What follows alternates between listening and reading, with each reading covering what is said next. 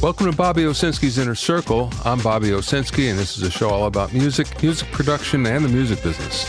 My guest today is mastering engineer Colin Leonard. First, I want to talk about a trend that's not actually a good one. It's playlist promotion. And yes, those playlists and all of our favorite streaming networks are now being influenced and even purchased by independent promoters. This is being called Playola by some, which is a play on words of the old payola. And if you don't know what that is, there were multiple scandals, payola scandals, a few years back, well, a lot of years back. What that meant was DJs were being paid by record labels to play the records. And what would happen was they would favor a record because they're getting paid. And of course, this should be illegal, and eventually it was deemed illegal. The record labels got around it by actually going to independent promoters.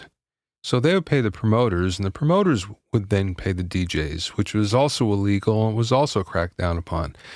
Now, many people say this still happens, and it probably does, and there's always loopholes, and independent promoters seem to find them. But now this practice has actually gone to the online world of streaming now, which is a real shame. So what's happening is there are some independent promotion companies that specialize in influencing playlists. And this can cost anywhere between $2,000 and $10,000 for a 6-week campaign. It's not illegal, believe it or not, even though Spotify has now spotted this and they prohibit it. But one of the ways around this is for an independent promoter to go to a tastemaker who has a big following on their playlists and basically hire them as a consultant. And of course, a lot of people who are not really high in the food chain in the music business would see that as a badge of honor. And surprisingly enough, they would take very little, $100, $150, in order to add a track to their playlists. So now, unfortunately, this has become something that we all hope would never happen on the internet. And here it is. As a result, you now have to look at those playlists that you're following and kind of take them with a grain of salt, because they may not reflect the taste of the tastemaker any longer. If you have any questions or comments, send them to questions@BobbyOInnerCircle.com.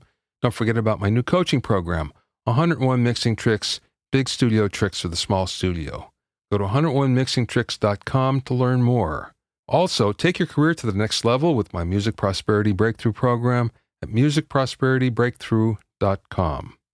Now let's talk about the best driving music. What is the best driving music? For me, it's always been Charles Earland, who had a jazz organ trio that I always liked, and it always just seemed to be perfect for driving. For other people, it could be classic rock. For other people, it could be EDM. It could be just about anything. But it turns out the psychology professor Warren Brodsky of Ben-Gurion University has found that no music is the best driving music. Why? Because every song has the potential to be a major distraction. As a result, what he found was that if there's a song that you remember from your past, for instance, that can cause you to daydream, and that increases the potential for drifting into a different lane, for instance. So a song that you really like can be a really major distraction. And also a song that changes frequently in tempo and intensity can be a major distraction. So I'm sure that none of you are going to stop listening to music in the car, and certainly I'm not either. So what's the solution? Well, Dr. Brodsky says that the best thing you can be listening to is an unfamiliar song with a steady tempo and no lyrics, which, I don't know, that sort of takes the fun out of listening to music while you're driving. Anyway, it's probably the safest out of anything you listen to. My guest today is mastering engineer Colin Leonard from Sing Mastering. Colin uses a proprietary technology that has made some of the top mixers in the world his fans. His clients include platinum mixers Dave Pensato and Phil Tan, and his credits include Justin Bieber, Kimbra, Echo Smith, Leona Lewis, and many more. I spoke with Colin from his studio in Atlanta. Let's start from the beginning. I am always curious about how mastering engineers get started because it's such a unique and singular profession. What happened? Um, so if I'm rambling too much, just let me know. I tend to maybe ramble a little bit, but it was something that I didn't plan at all. Um, I I started off as a musician, a guitar player, and I went to college for classical guitar, um, and kind of found out pretty quickly it wasn't really my thing. And then a friend of mine was going to Full Sail. This was back in like '97, um, and he was like, "Yeah, you should come." And I was like, "All right, I'm in." So I did that, but I was still music was still my thing, playing music and playing guitar. And I was in a band, a jazz fusion band in Florida. One of the guys was from Atlanta, so we all moved here together. And then the keyboard player and myself bought a Pro Tools system, which was like $25,000 at the time, and started recording bands and making rap beats for money, basically. So, it's kind of a path where you're trying to like make a living in the industry, and um, and that's kind of what I knew I wanted to do music as a profession, and making a living is kind of what needs to happen. So I started writing a lot of original music for television. I was writing original music and mixing spots for HGTV and all their networks, and a bunch of other commercials. And then I started mixing a lot of those and mixing some music as well. And then I started mixing in surround sound. Um, and an opportunity just kind of fell in my lap to do some mastering locally. And once I did it, it was like totally my thing. And I had done some of it on my own band stuff, um, but I didn't really start, mastering um, with real equipment until maybe 2004. Well, how did you learn? Because many mastering engineers kind of learn at the side of a master. I, Yeah. no pun intended, but they learn from somebody, someone mentors them, and you're in Atlanta, and it doesn't sound like you had that opportunity.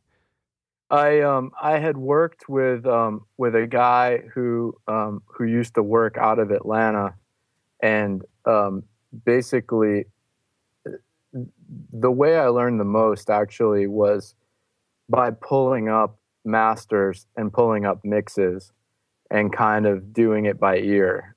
Um, I would spend every day doing that for a while. So I think that's the most important thing, because I think even when you learn other people's techniques, you kind of have to figure out what techniques are going to work for you. So I actually don't think any of the techniques that I have learned from other people really get used that much in my personal experience. How long did it take you until you felt like you were good at it? So I'm still it's every day. No, but you know what I mean. There's a certain point where suddenly you feel a lot more competent than you did, and you go, "Wow, okay, yeah, I feel good about doing this." I feel like, it's a lot like playing an instrument. So you have like, hills and plateaus and hills and plateaus. And I always felt the same way playing guitar, where, you reach a plateau where you're like feeling really confident, and then, you reach a section where you really are improving and working on improving. And I feel this, mastering and engineering is the same thing. Um, so I don't know. I mean, there's probably little sections in my career where I felt like I was doing amazing work, and there's always those days where you're like, it's just not, it doesn't seem like it's happening.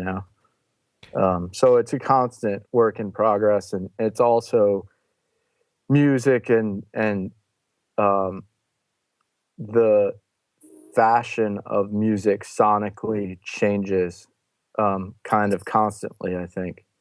So that's always a thing where, masters from 1999 don't sound like masters from today. That wouldn't fly with clients, artists, or labels. So it's a constant learning process. You have a lot of great credits so far, and Dave Pensato, who he doesn't give out compliments, wildly. He was really complimentary to you. He said you have to use this guy next time you have something. So you're obviously doing something that is attracting a lot of attention, which isn't easy out of Atlanta. Although that being said, it's easier these days not to be in L.A. or New York. Once upon a time you had to be there because that's where all the work was. But now you can pretty much be anywhere, I guess, right? Yeah, I think so. I think the Atlanta music scene is pretty good right now, and maybe kind of making a comeback. I think it kind of lulled down after L.A. Reid and LaFace Records left, but I think it's kind of making a comeback. But yeah, I love working with Dave and working on Dave's mixes. I just try not to screw him up. Is there a certain type of music that you find either easier than others or more difficult than others to work on? No, I don't think so. I think I'm kind of lucky to get a lot of different genres, but I don't necessarily find certain genres harder than others. I think they're different. But sometimes where the stuff is going to be played, it makes it a little more difficult. The club aspect of some pop music, and some rap music makes it a little bit difficult because there's a very real loudness situation with those DJs, and so those can be a bit challenging, because they really want the stuff, loud and in comparison to other big club records, and doing that and having the bass be prominent and clean is a challenge for sure. I'm going to ask you this question, and yet, in a way, I know the answer. It's so difficult to get things louder. I mean, how much louder can you get it? And yet Dave told me that, you bring stuff back to him that's louder than he ever could have imagined. So you must be doing something that no one else is doing. Yeah, I have some proprietary processes that I use. I don't really use plugins. Almost everything I do is analog. But yeah, it's always a challenge. You're always kind of trying to, at least me, I'm always trying to come up with kind of creative ways around the loudness, and really focusing on trying to keep as much apparent dynamic as possible in the masters. How do the proprietary processes come about? What happened there? Just out of frustration, really. So, like, I would be, mastering some club record that needed to be on 11, and I would get it on the verge of distorting, and then the client would say that they needed it louder, and I would just be like, pulling my hair out. And so, yeah, I just try to think about it as more of I try to think about the loudness as more of a creative, like, how can we get around this without distorting this? What are we going to do?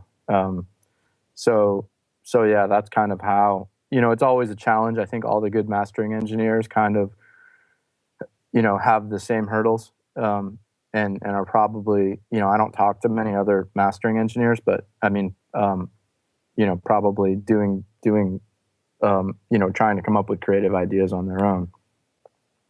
Well, I do talk to other mastering engineers, and it's interesting because in the analog domain, it's a lot harder to get the same level than in the digital domain, it seems. Yes and no. I think so. For me, um, with digital limiters, you basically have um, a glass of water that's full already once it's hitting zero, and then you're pushing the level up, and then it's just overflowing. Um, with analog, depending on how things are calibrated and how much headroom your analog equipment has, they kind of don't. Um, you can calibrate it in such a way that the analog signal is much louder and clearer. Um, but getting it back to digital becomes the challenge. That's the bottleneck.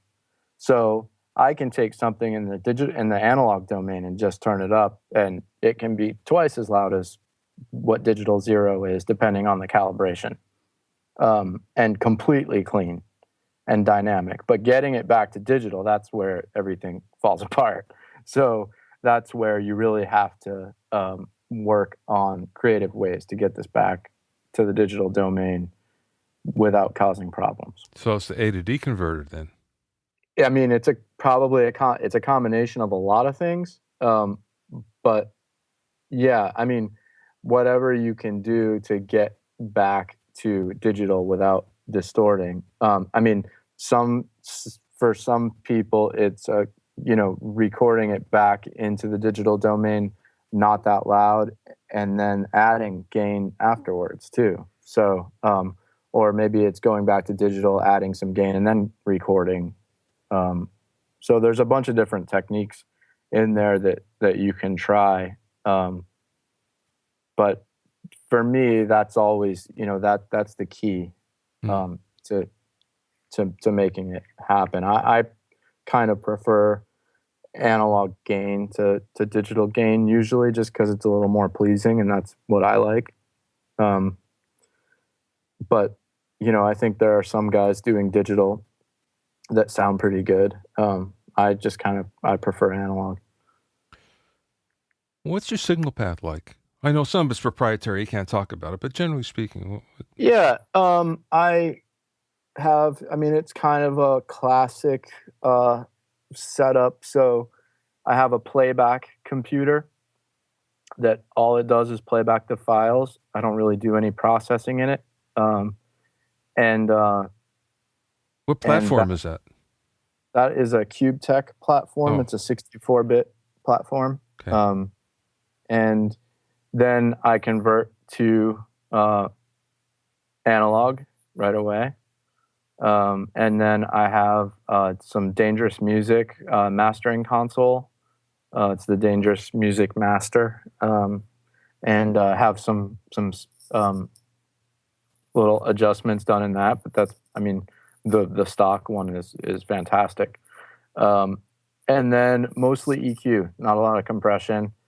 I only have a couple of analog compressors. I don't really compress that much, so it's mostly EQ. I have like 6 different EQs, analog EQs. Wow. Yeah. So, and each of them are kind of good at different things. So I have some kind of like newer, really high voltage EQs, and then I have some old Neumann cutting lathe EQs that sound really good in the mid range that I use. I've got some Manley stuff with transformers, and I have an SPL PQ. It's a big analog EQ that I really like. So yeah, it's almost all EQ. And then when you're going back into the digital domain, are you going back into the CubeTech again? Yeah, a different one. Oh, a different one. Okay. I find it really interesting that you don't use compression that much. And I'll tell you a trend I've been seeing. It used to be that back, and we'll say 80s, 90s for the most part, what I would see from most mastering engineers would be that they would have either EQ, compressor, and a limiter, or some variation of that with the limiter at the end. Hmm. And then I started to see guys drop off the limiter and just use multiple compressors instead. Hmm. And I still see that actually a lot. They'll use 3 different compressors and basically get the same thing. And now you're doing something different if you're not using, compression much, and in fact you're relying more on EQ. That's something that's different. It's another trend. Yeah. Yeah. Yeah. I don't really get, especially analog compression. I think that I don't get a lot of that. I don't understand it for mastering very much. I mean, sometimes it can be nice in some kind of softer acoustic pieces, or maybe rock stuff. Stuff with really transient drums, though, I think it kind of causes more damage than it helps the song, especially vibe wise. So I'm really more about like transient energy, the fast high frequency transients. I really concentrate on not screwing that up. I think a lot of the energy from the song is there, and I think analog compressors are. I mean, I have a couple, and a lot of times I'll have one in line, but not doing anything. Mm-hmm. So it'll be more for the tubes that are in it and how that sounds more than it's more like using a compressor as an EQ rather than using it to actually compress. But isn't the stuff that you get pretty well crushed already? Yeah, totally. I mean, why would we crush it more? At Yeah. that point, you're just losing more dynamic range, and that's not what we need. Um, so, yeah, a lot of times it's already done. Well, that's another trend I think I'm not sure whether it's better or worse. It's just a different trend. It used to be that, first of all, there'd be no compression at all in the mix bus, if you go way, way back. And it was completely in the domain of the mastering engineer. And then everybody wanted to hear what it was going to sound like in the radio, so you put a compressor on the mix bus. And then you took it off when you made the masters, sent it to the mastering engineer. And then people wanted you to keep it on the master bus, so you kept the compressor on. And then it's just started to expand after that. It's like, okay, let's make it as loud as possible and as close to the finished product as possible. So now you look at some, mix buses, and there's 3 compressors and a limiter and 2 EQs on it. It's just a huge signal chain. So there's so much that's gone on before you even get your hands on it. Yeah, yeah, and the part that makes it difficult too is that I get mixes kind of all over the map. So sometimes some engineers send me stuff and it's really open, and other engineers send me stuff that's really compressed. So learning, like I have to like learn different mix engineers' styles, and after a while, I know what I'm getting from them, which is cool. But it's always kind of a learning process for what I'm getting from each mix engineer. Even within like pop music, there might be one really great mixer that sends me really compressed stuff, and another really great mixer that sends me really dynamic stuff.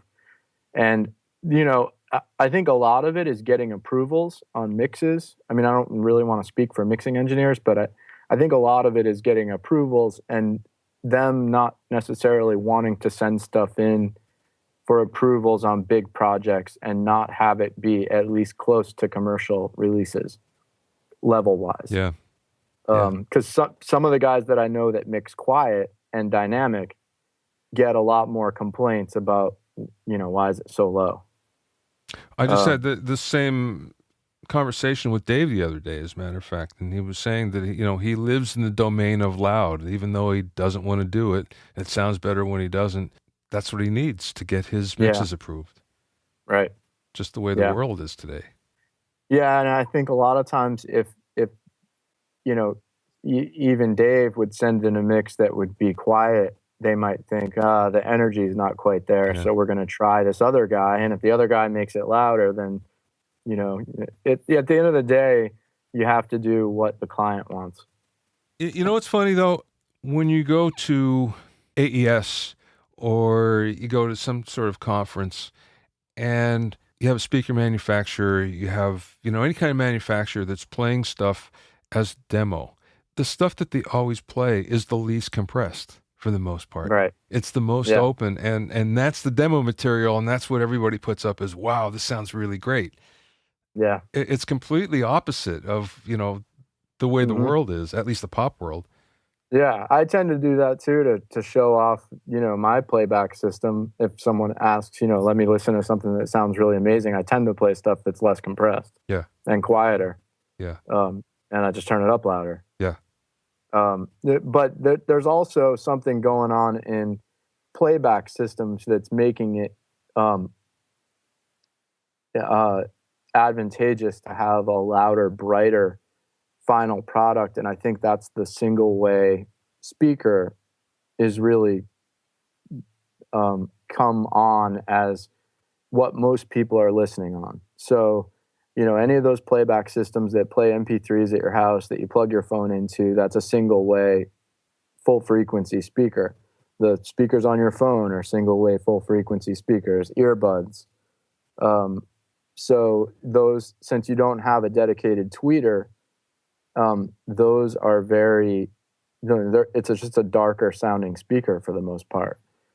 So I think that that's kind of causing music to productions to be a little bit brighter and louder to get as much volume out of those little speakers as possible. What do you do for vinyls? Do you provide a separate mix or a I separate? I'm sorry, used to, a separate master. yeah, I used to have a lathe, and I would cut the lacquers. I don't right now. It's a fun thing to do, but um, it's also really, really time consuming. And there seems to be, you'll go through days where you have a lot of problems with production. Maybe the lacquers got damaged or the plates got damaged, and then you have to spend a whole another day and a half cutting new lacquers, and it's really time consuming. But yeah, I'll just create 24-bit or 32-bit files that are a little quieter for the vinyl pre-master, and then just lay out each side as a long wave file.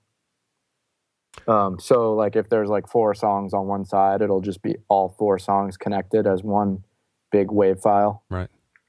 And then I can send like PQ information so that the cutter knows where the little visual breaks are on the side.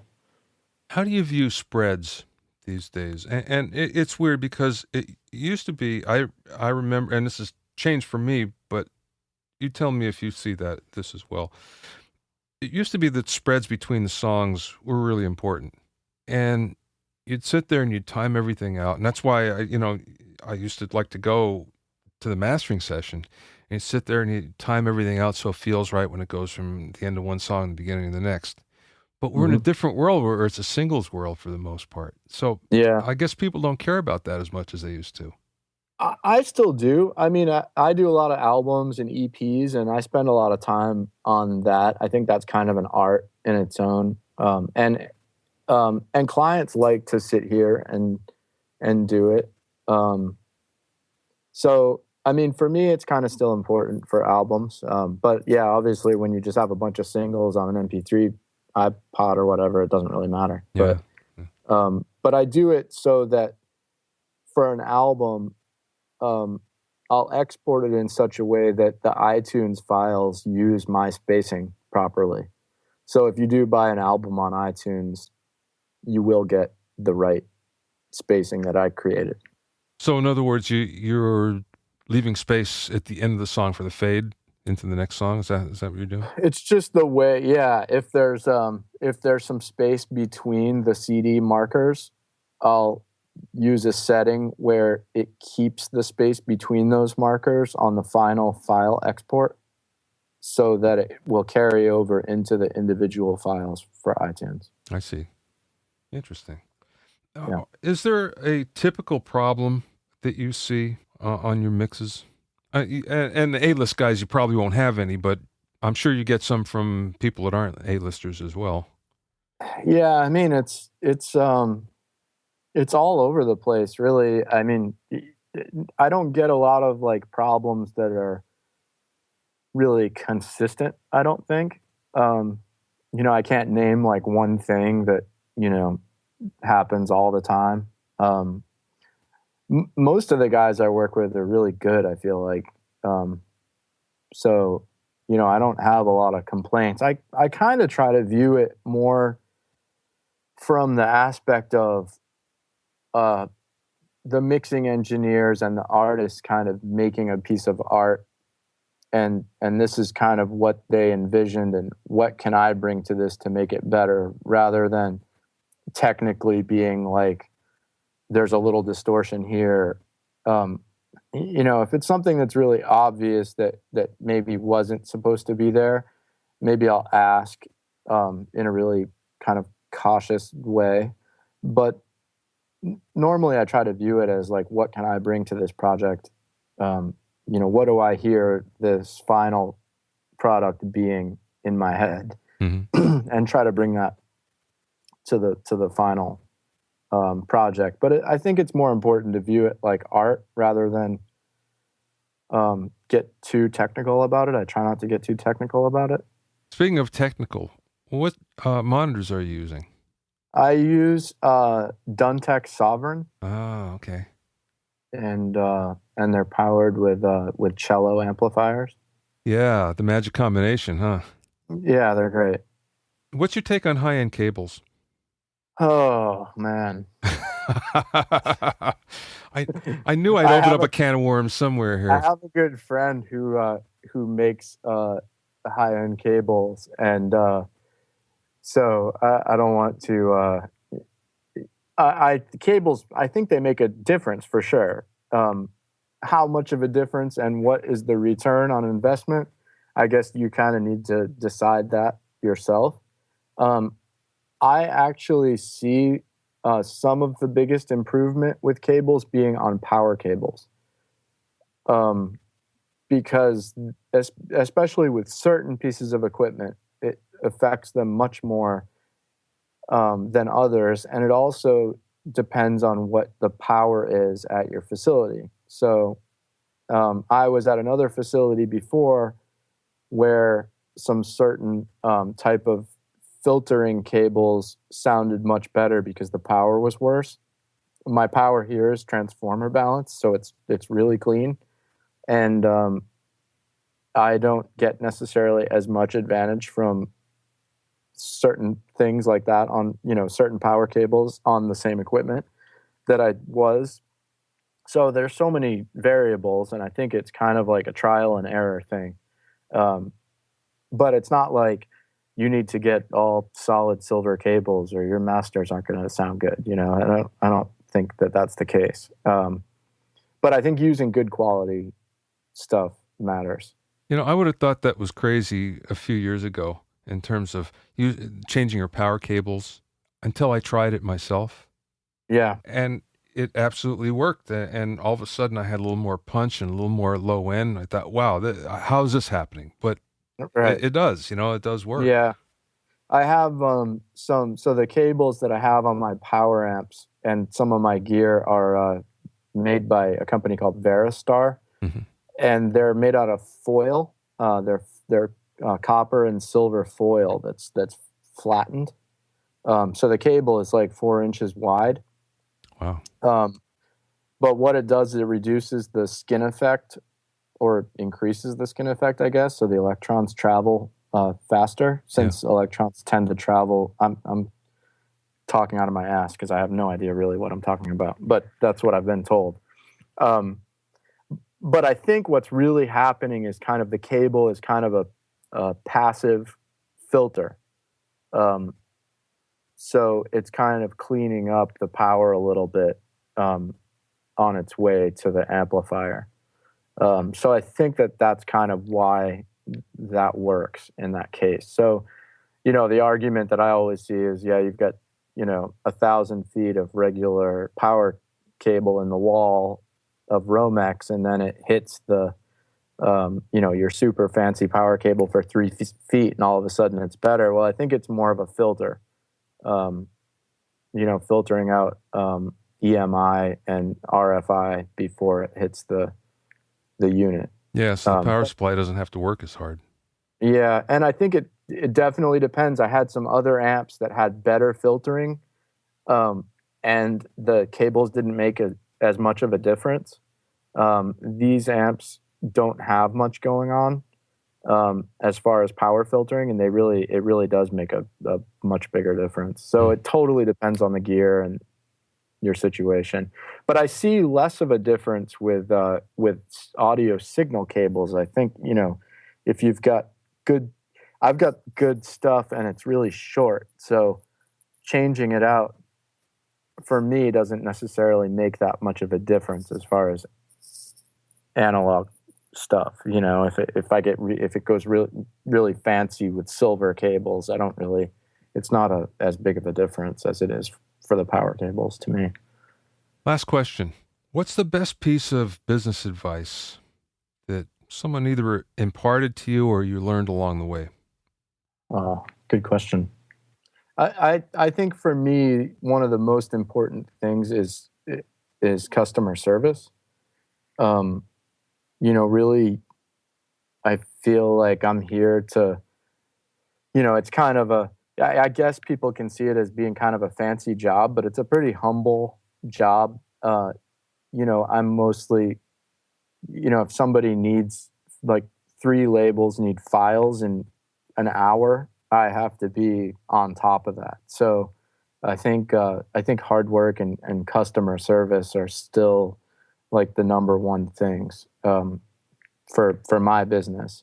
I mean, obviously the quality of work goes along with that, but you can't just be really good and then be slow in responding and giving people what they need. So I think customer service is really important. Good advice, as always. That's dynamite. Thank you for being with me, Colin. This has been great. It's been a lot of fun. You can find out a lot more about Colin and Sing Mastering at singmastering.com. That's one word, sing, S-I-N-G, mastering.com. Thanks for listening and being in my inner circle. Remember, if you have any questions or comments, you can send them to questions@bobbyoinnercircle.com, questions@bobbyoinnercircle.com. Many thanks to Steve Cherubino. He's the host of the EDM Producer Podcast at edmmr.com. He helps put the show together. Thank you very much, Steve. To listen to other episodes of Bobby Owsinski's Inner Circle, go to bobbyowsinski.com and select the podcast tab, or just go to bobbyoinnercircle.com, or you can find it on iTunes or Stitcher. At bobbyowsinski.com and bobbyoinnercircle.com, you'll find a sign-up form for my newsletter for alerts for new podcasts. This is Bobby Owsinski. I will see you next time.